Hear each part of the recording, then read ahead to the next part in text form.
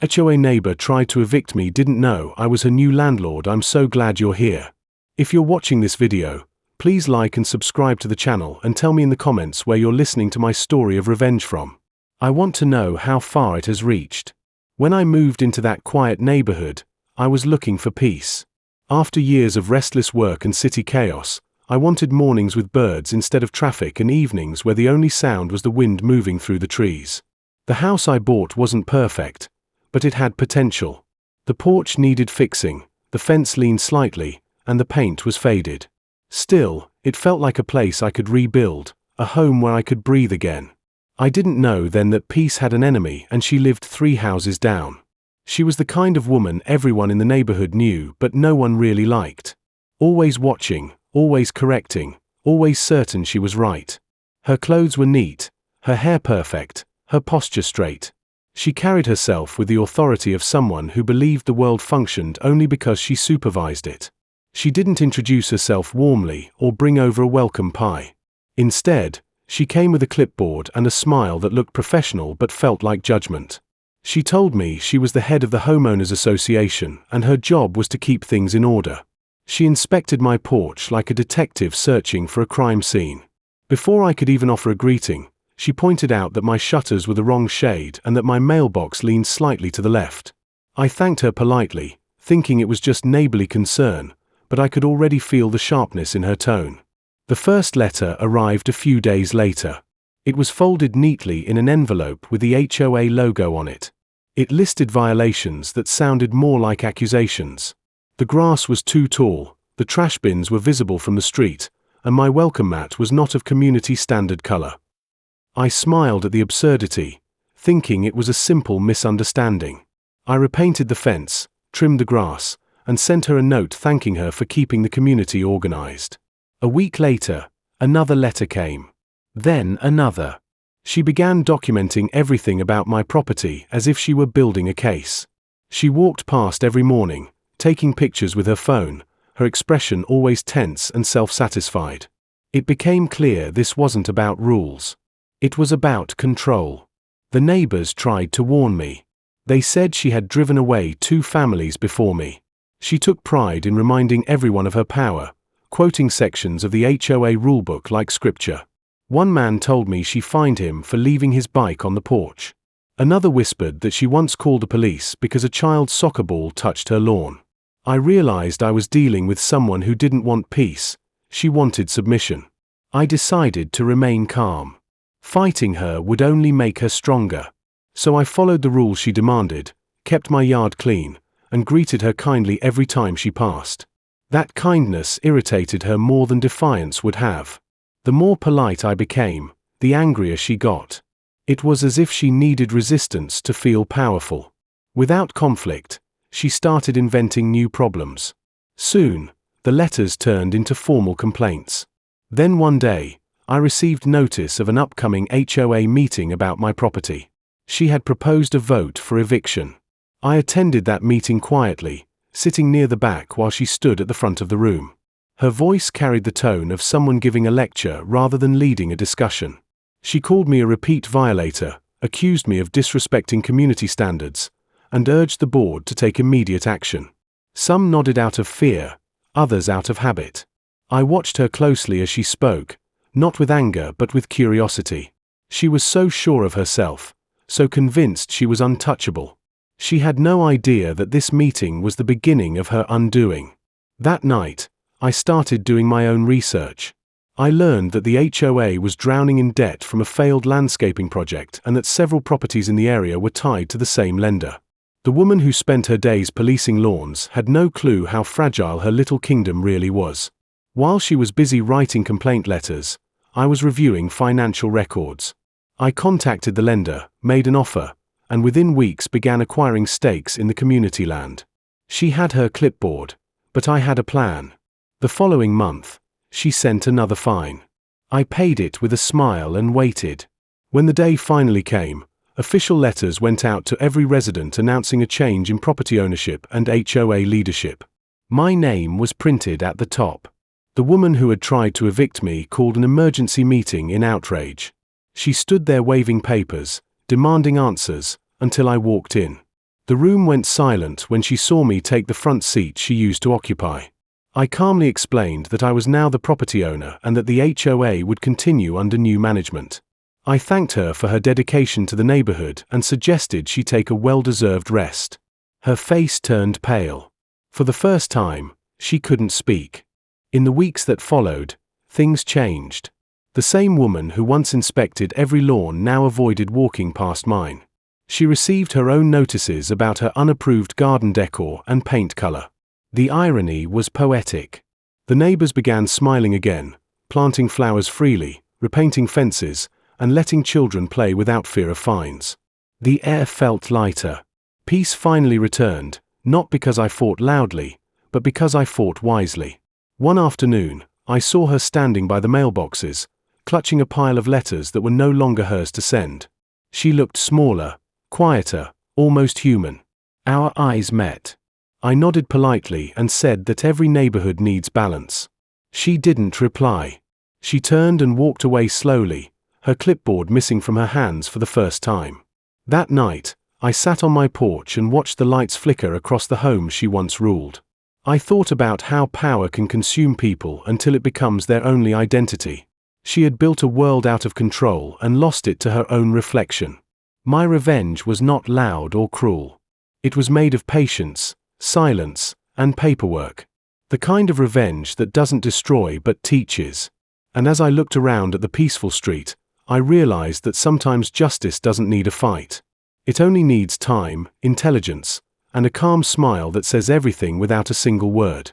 The first letter arrived 3 days after her visit, printed on thick paper with the Homeowners Association logo at the top as if it were an official government notice. It listed minor issues written with such precision it almost felt like a police report. The grass was too long by exactly 2 inches, the shutters did not match the approved neighborhood palette, and my trash bins had remained visible for 37 minutes past collection time. The tone of the letter was condescending yet coldly professional, as if written by someone convinced of their moral duty.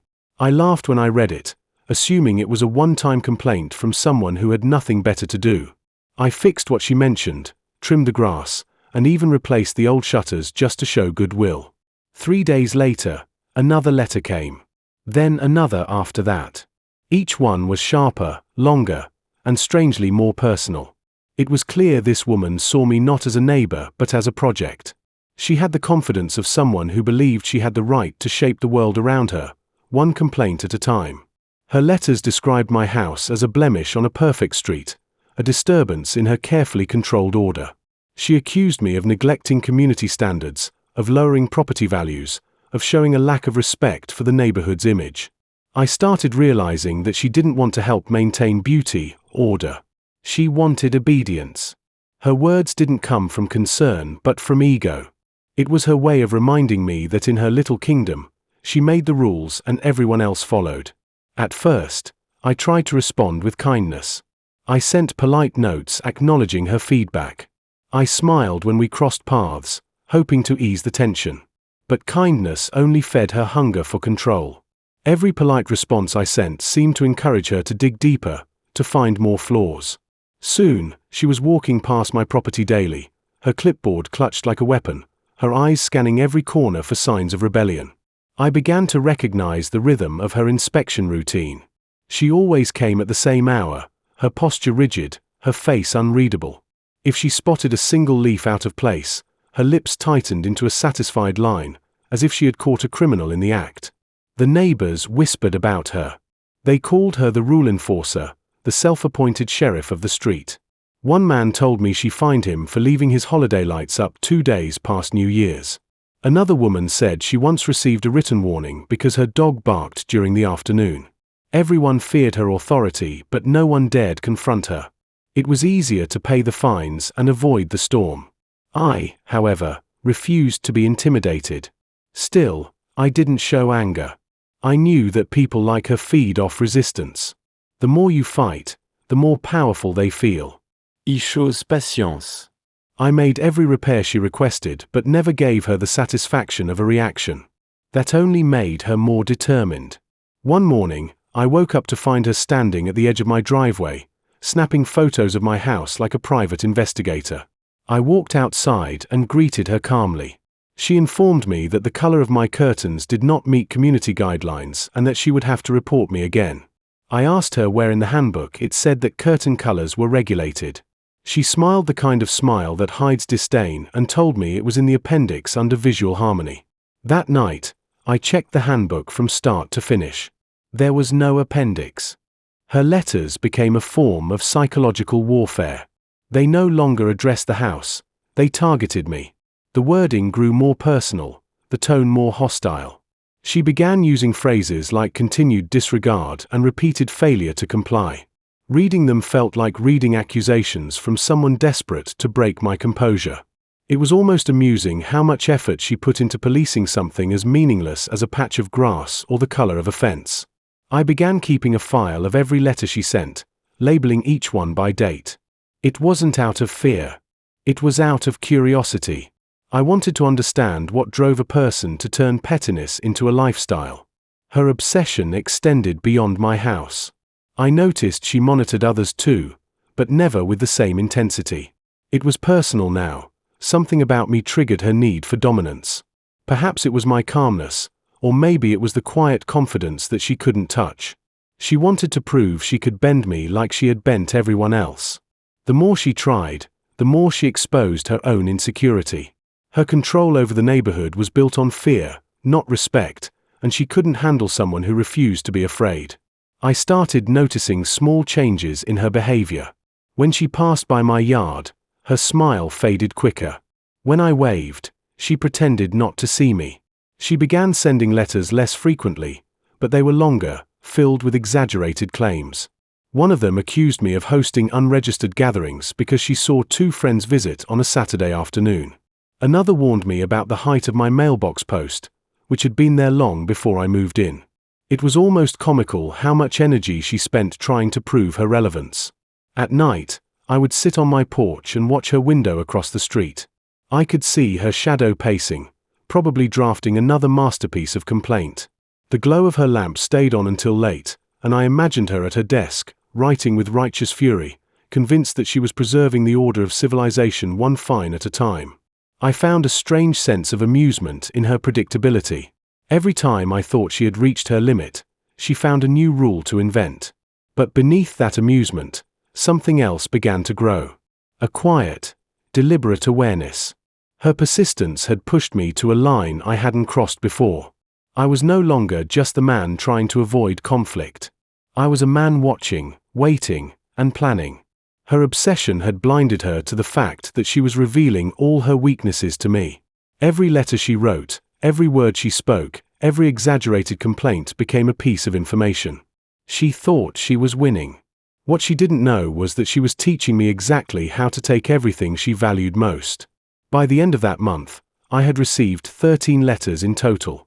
I framed the last one on my wall as a reminder of what control looks like when it disguises itself as responsibility. To her, those letters were victories. To me, they were blueprints. Every word she wrote brought me closer to understanding her, and understanding her meant knowing how to end her reign. The complaints that once annoyed me became the foundation of a plan.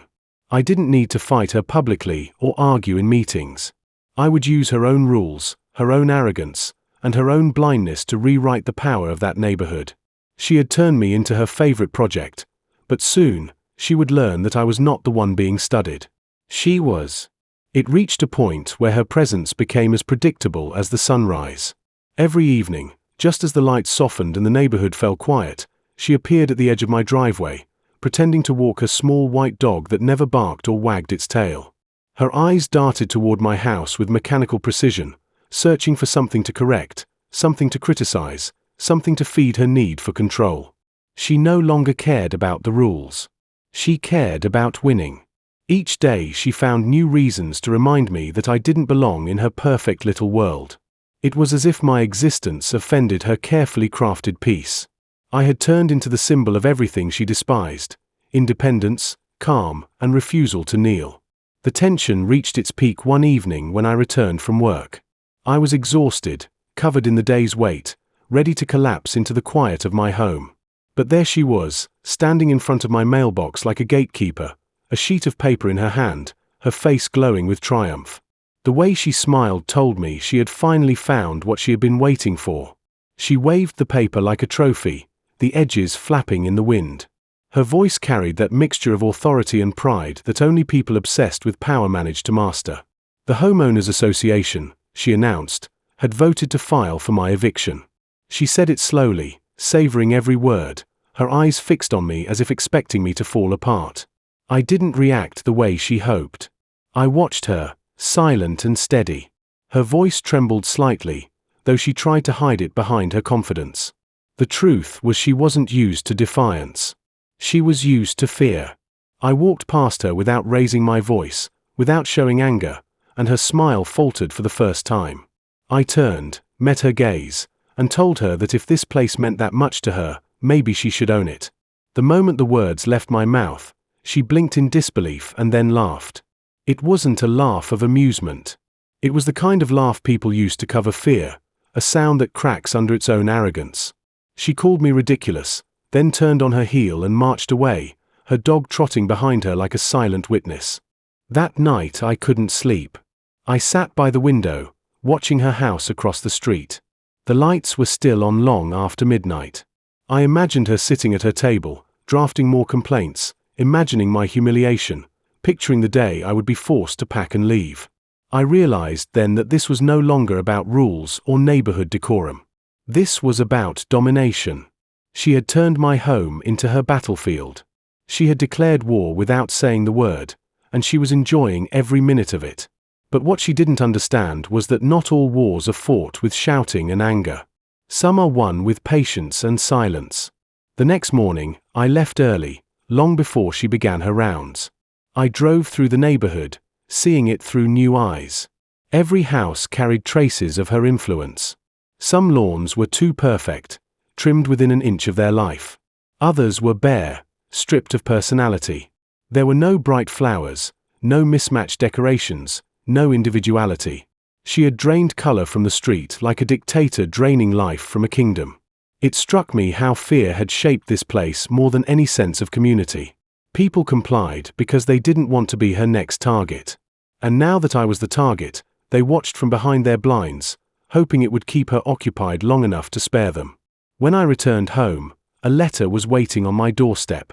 It was the official notice confirming the vote. She must have hand-delivered it herself because the ink was still fresh, the signature pressed with heavy pride. I read it slowly, not with anger but curiosity.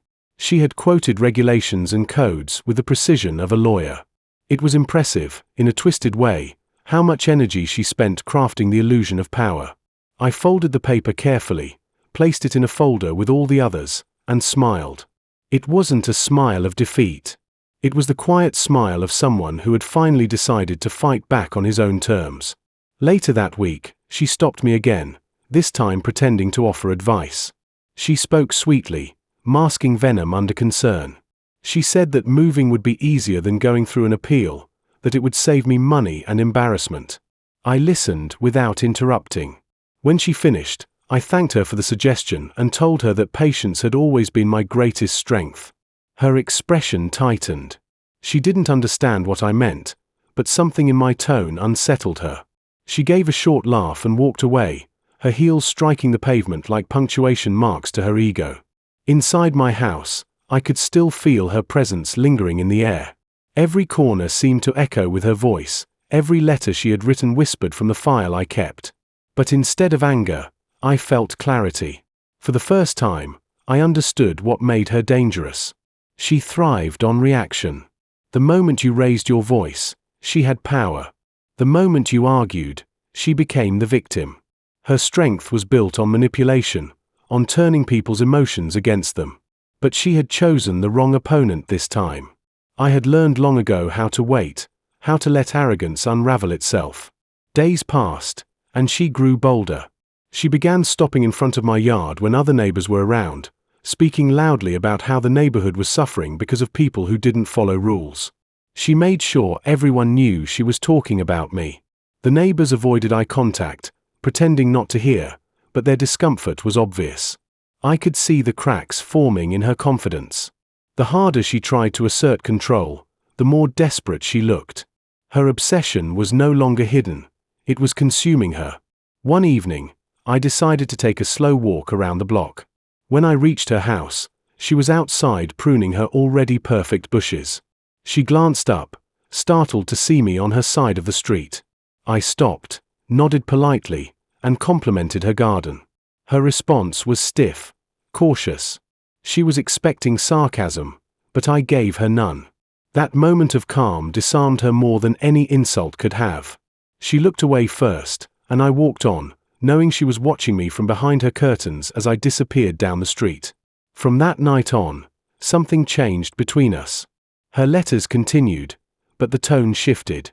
They sounded less confident, more defensive. It was as if she was trying to convince herself that she still had control.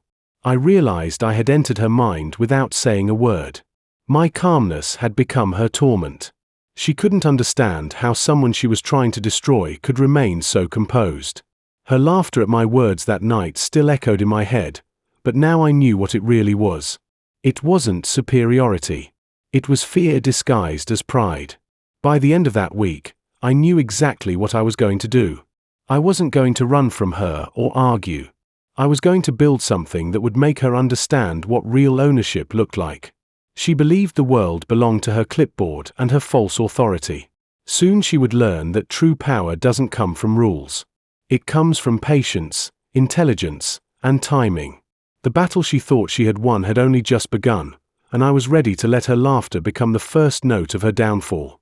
I stopped wasting my breath on her petty arguments and started studying the structure that gave her power. The HOA wasn't the unbreakable empire she believed it to be. It was a shaky foundation built on unpaid dues, neglected projects, and loans that had been quietly piling interest for years. Beneath the shiny image of perfect lawns and painted fences was a financial mess waiting to collapse. I spent nights digging through public records, reading reports, and tracing property liens. It didn't take long to discover that the Homeowners Association owed a significant sum to a private lender who had grown tired of waiting for repayment. The debt had become toxic, and several parcels of land, including the ground beneath her own house, were part of the collateral. It was a quiet secret, buried beneath her arrogance. That discovery changed everything. While she paraded around pretending to be queen of the neighborhood, the crown she wore was already slipping. I reached out to the lender, a small real estate firm that had no sentimental attachment to the area. They were more than happy to discuss a deal. All they wanted was a clean exit, and I was offering one. I prepared my finances carefully, liquidated some investments, and made my offer. It wasn't just about revenge anymore. It was about turning her obsession into her downfall. I realized that the most effective revenge isn't loud or emotional. It's silent, methodical, and rooted in patience. Every day, she continued her rounds, inspecting mailboxes and measuring lawns while I quietly moved pieces she didn't even know existed. She believed she was in control, but the real power had already begun to shift. I signed documents in offices she had never entered, spoke with people she would never meet, and watched as my plan took shape. She wrote complaint letters about paint shades while I signed contracts that would soon determine her fate. I learned that power isn't in speaking louder than your opponent. It's in understanding the system they depend on better than they do. Weeks passed, and she remained blissfully unaware. She filed new reports, sent new warnings, and carried her clipboard with pride while the ground beneath her was already slipping into my hands. I made sure to stay calm and polite whenever we crossed paths, giving her no reason to suspect that anything had changed. To her, I was still the quiet neighbor she thought she could intimidate. That illusion was my greatest weapon. When the paperwork was finally complete, I sat in my living room with the signed deeds spread across my table. It felt surreal. On paper, I now controlled the land that defined the neighborhood, including hers. The power she worshipped had quietly transferred to me, sealed with ink and patience. The beauty of it all was that I didn't need to raise my voice or make threats. I simply learned her game and played it better. She believed she could control me through fear and bureaucracy, but what she didn't realize was that her entire sense of dominance relied on ownership, and ownership now belonged to me. As I folded the documents and placed them in a folder, I felt a calm satisfaction that words couldn't capture. I looked out the window toward her house, perfectly trimmed, lights glowing, her silhouette pacing in the living room as always. She was probably writing another letter, another complaint, another act of control. She didn't know that her authority had already been erased. While she spent her life policing fences, I had quietly bought the ground beneath them. She had been fighting for control. I had already taken it. The sweetest victories are the ones no one sees coming, and I was ready to watch mine unfold. A month later, the neighborhood woke to envelopes tucked neatly under every door, each marked with the seal of a new ownership group. People gathered in driveways reading the letters with confusion, whispering questions to one another. Some smiled thinking it was an improvement, others worried it meant higher fees, but no one expected the truth. I stood at my window watching the commotion unfold, sipping my coffee slowly, feeling the weight of the moment settle in. The signatures on those documents were mine. The land, the contracts, the quiet foundation of this entire neighborhood now belonged to me. Everything that had given her power was now under my control. By noon, she was pacing her porch like a commander preparing for war. Her phone pressed to her ear, her expression a mixture of anger and disbelief. She called for an emergency HOA meeting that same evening, summoning every homeowner with the urgency of a crisis. The room was packed by the time I arrived. She stood at the front, arms crossed, her voice sharp, declaring that the community had been sold without her consent, that there must be a mistake, that this could not possibly be real. She demanded to know who had taken control, her tone filled with outrage and fear disguised as authority. The crowd murmured uneasily, glancing between her and the papers in their hands. I waited until she looked at me, her eyes narrowing with suspicion. I stepped forward calmly, holding my folder, and placed it on the table before her. She reached for the documents, her hands trembling slightly. As her eyes moved across the pages, I could see the color draining from her face. The name printed on every page was mine. The silence that followed was thick enough to hold. She blinked once, twice, as if trying to rewrite what she was reading. When she finally looked up, there was no trace of superiority left, only shock. The room was completely still. Every neighbor waited for her to speak, but no words came. I smiled and broke the silence, telling her that she had always wanted the neighborhood to be perfect, and now that it was under my management, we could begin by correcting her porch since it violated the same code she had enforced so zealously on everyone else. The statement hit her like a quiet explosion. A few people chuckled softly, others looked down to hide their amusement, but everyone felt the shift. For years, she had ruled with fear and manipulation, and in that single moment, the illusion of her authority crumbled. She tried to recover, clearing her throat, pretending to maintain dignity, but it was too late. The control she had built through intimidation was gone, replaced by a calm and undeniable truth. I wasn't her victim anymore. I was her landlord. After the meeting, she lingered at the door, her posture stiff, her voice low as she asked how this had happened. I told her it wasn't important how, only that from now on, the rules she once weaponized would apply equally to everyone, including her. She opened her mouth to argue, but no sound came out. For the first time since I had moved in, she had nothing left to say. She turned away slowly, her steps uncertain, her clipboard hanging loosely at her side like a symbol of defeat. As I walked back home, the night air felt cleaner, lighter. The houses looked different somehow, free of her invisible grip. I could see neighbors smiling again, speaking freely without fear of her interruptions. The same people who once hid behind curtains now waved from their porches. Change had come quietly but completely. The following morning, her car was gone from the driveway, and for the first time in months, the street felt peaceful. The air smelled of fresh grass instead of tension. I knew she would be back eventually, because people like her never leave gracefully. But it didn't matter anymore. The balance had shifted, and she would have to live under the very authority she had tried to use against me. That night, I sat on my porch, the same one she had once called an eyesore, and watched the street settle into calmness. The world felt poetic in its symmetry. The woman who had fought to control everything had lost it all without a single confrontation. My revenge had required no shouting, no anger, just patience, strategy, and one simple truth. Power built on fear is temporary, but power built on silence lasts. The sweetest sound I had ever heard was not her apology or her argument. It was the quiet of a neighborhood finally free. Revenge didn't come with shouting or confrontation. It came with silence, patience, and the slow unraveling of everything she had built around herself. The day after the ownership change, I began enforcing the same regulations she had used to humiliate others. The letters she once sent to everyone else now appeared in her mailbox, stamped with my name at the bottom. Her garden decor violated Section 3 of the Community Design Policy. Her porch railing was 2 inches too high according to her own amendment. The color of her window trims did not meet the approved palette. Each letter was polite, professional, and written with the same precision she once prided herself on. Every envelope was a mirror, reflecting her own arrogance back at her until it became unbearable. At first she thought it was a joke. She confronted me outside one afternoon, her voice trembling between anger and disbelief. She accused me of mocking her, of twisting the rules for personal satisfaction. I simply reminded her that I was only upholding the standards she had set for everyone else. Her expression shifted from fury to confusion and then to fear.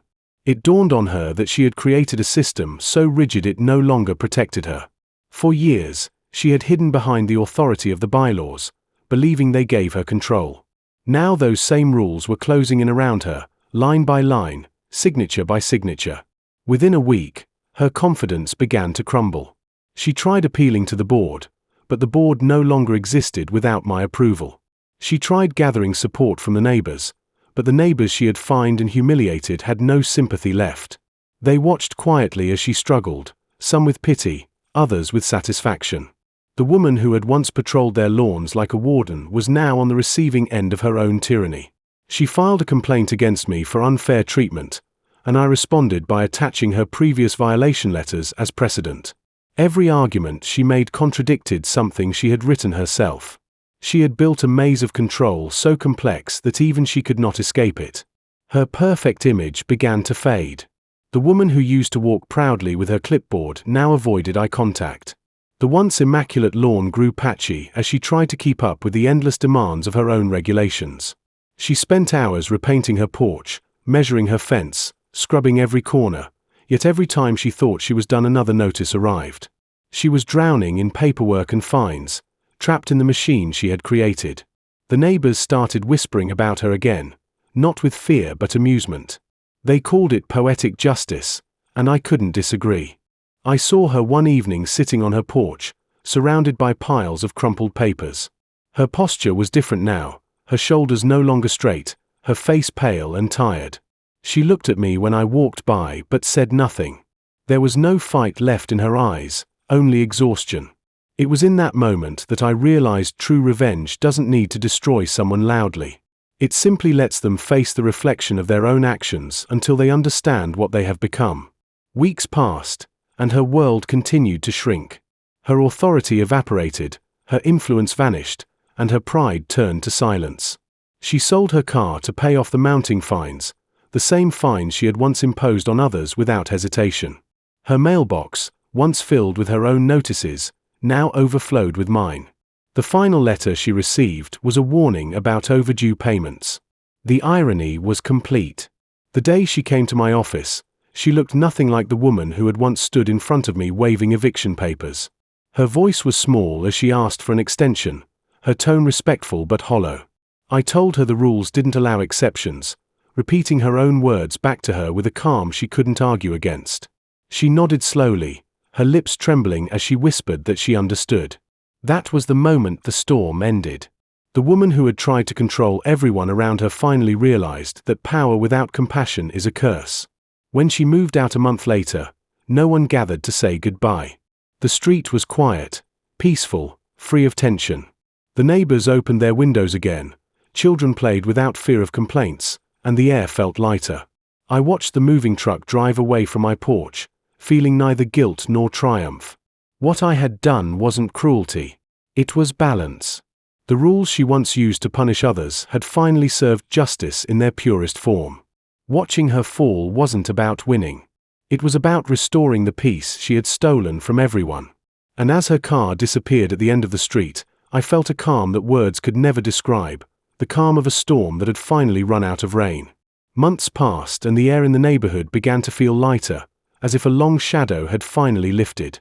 The silence that used to hang heavy between houses was replaced by laughter and the simple rhythm of normal life. People started stepping outside again, greeting each other with smiles that had been missing for years. The fences that once looked identical now bloomed with color, painted in soft blues and bright yellows, each one reflecting the personality of the family behind it. Children played on the lawns again, their shouts echoing through the evening, no longer afraid that someone would appear holding a clipboard to scold them. The street that had once felt like a rulebook now felt alive. The neighborhood was breathing again. I renovated my house during that time, not because I needed to prove anything, but because it felt right to build something new out of what had once been broken. I planted a garden in the front yard where the grass used to look tired. Rows of wildflowers stretched toward the sun, and every morning I watered them slowly, taking my time to enjoy the quiet. On my porch, I placed a wooden chair where I could sit and watch the world go by. The spot where she had once stood lecturing me now held peace instead of tension. Inside my home, on a small shelf near the entryway, I kept her old clipboard. It was worn, with faded ink marks and bent corners, a simple piece of plastic that had once ruled an entire neighborhood. To me, it was a reminder of what control can cost when it's fueled by ego instead of care. It reminded me that leadership without kindness eventually devours itself. The change in the community went deeper than the fences and flowers. The people had learned something. Neighbors who barely spoke before now shared tools, helped each other with repairs, and gathered for weekend barbecues. The fear that had kept everyone isolated was gone. There was laughter where complaints used to echo, friendship where suspicion had once taken root. The power that had been used to divide now quietly united everyone. I watched it unfold from my porch with quiet pride, knowing that sometimes justice isn't loud, it's the soft rebuilding of what was once broken. As for her, the woman who had once ruled this place, she became a ghost of her former self. She stopped showing up at meetings, her name slowly disappearing from the minutes. No one saw her walking the streets with her clipboard anymore. Some said she had moved away, unable to face the stares of those she once controlled. Others whispered that she still lived here, staying quiet, her blinds always closed, her porch empty. I never went looking for the truth. Whether she stayed or left didn't matter. Her absence had already become part of the peace that followed. The neighborhood no longer revolved around her authority. It had rediscovered its balance.